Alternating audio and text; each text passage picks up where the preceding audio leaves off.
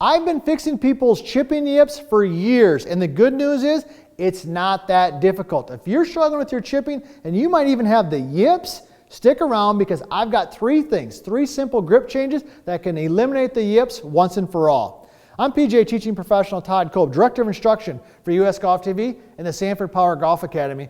And there is nothing that can put more fear in golfers than if they start chipping and they get the yips. But the good news is it's not that complicated. We can fix it with a couple simple suggestions. Now, if you haven't already, hey, subscribe to our channel. All right, do me a favor and subscribe and share this with a friend because we're putting out great content each and every week that is literally helping golfers all over the globe. And be sure to leave a comment.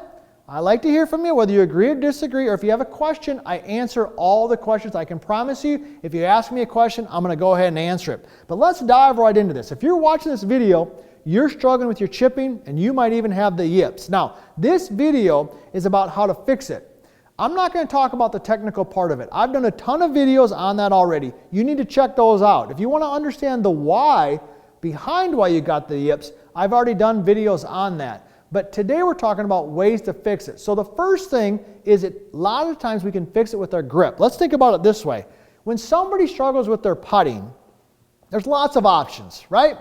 They change their grip, they go long putter, they go short putter, they go left hand low, they change the way they stand. They got all kinds of options. But when it comes to chipping and the yips, people always think it's technical, but the fix could be a simple change in the grip. So most people chip with their standard grip, all right, which is fine. But the first suggestion that you might want to try is using your putting grip. All right, so let me go ahead and demonstrate. I got my lob wedge out here. This is my 58 degree. And what I'm going to do is I'm just going to go ahead and I'm going to hold it like I would my putter. Okay, now when I hold it like my putter, I go ahead and hit a shot. Okay, what happens is when I'm holding it like my putter grip, and we've done some videos on how to hold your putter with your grip, all right? Hopefully you've got that already or you understand how to do that. What happens is that it takes some of the wrist movement out of it. It also really helps with the direction that we swing the golf club. When I've got my putter grip, I naturally want to swing this club head and the club straight back and straight through, which is in essence kind of like what we want to do when we chip. You would never grab your putter and swing it way inside and swing it across your body. So the first idea, the first thing you can try, hit some chip shots with your putter grip. Okay, so when you're set in there, go ahead and just grip it like you would your putter and go and hit a shot. Now, I've even seen in extreme examples where people have even put a putter grip on their wedge and use that. Okay, so those are the first places that you could start. Now, if that doesn't work, another way you could try is to hit chip shots with your dominant hand only. All right, so for me, I'm a right-handed golfer. My dominant hand is my right hand. I'm making a couple practices. I could chip with just one hand. Now, this is the drill we use actually just in chipping in general. So I grip it with just my dominant hand. I go ahead and hit it with that. Now, what's going to happen there? Well, what happens is that you learn to use the bounce of the golf club. And we've done a ton of videos on understanding the bounce. You should check those out, especially when you're hitting full wedge shots. Okay, check some of those out. But if you understand how to use the bounce of the club, which you'll learn to do if you hold it with just your dominant hand, that will eliminate one of the main reasons why people struggle with their chipping and then eventually get into the yips. So we've talked about gripping it like we do our putter.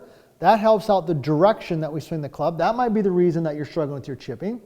It could be that you don't understand how to use the bounce by just using your dominant hand. That can help it.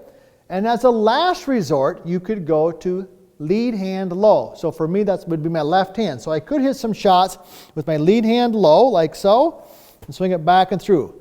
Now, some people putt like this, all right? But this is another way, and I've seen some really good golfers, even some college golfers and tour professionals who have chipped like that. Now, what happens when you put your lead hand low? Well, number one is it takes a lot of the wrist action out of it. One of the reasons people struggle with their chipping is they use too much wrist angles or they don't use them correctly. So if you eliminate the wrists, that might be a way for you to fix that. So if you're struggling with your chipping, all right, you're probably struggling with the direction that the club is swinging. You're probably maybe struggling with, okay, not only the direction, but also how to use the bounce. or maybe you're using your wrists in the wrong form or fashion. So let's review these simple things. Putter grip, perfect, back and through like a putting motion. Number 2, dominant hand only, can use the bounce. Number 3 could be lead hand forward just like this, or lead hand low, can help you do that. So there's no reason to be struggling with your chipping. Don't spend a ton of time worrying about the technique. Try these 3 different grip changes and you might find that one of those grip changes actually improves your chipping and, more importantly, eliminates the yips once and for all.